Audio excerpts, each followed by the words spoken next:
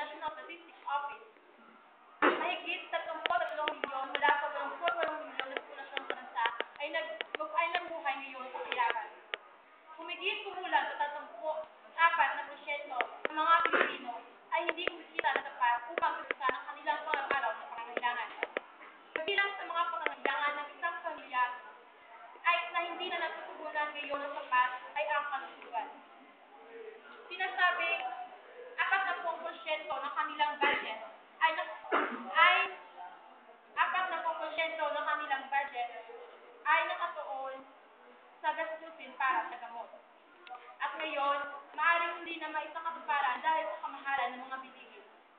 At dahil dito, itinayo noong nakaraang taon ang isang generic pharmacy upang humilingkod sa mga Pilipino na makabili ng mas murang gamot. Ito po si Conrad Triapan ng Inulan.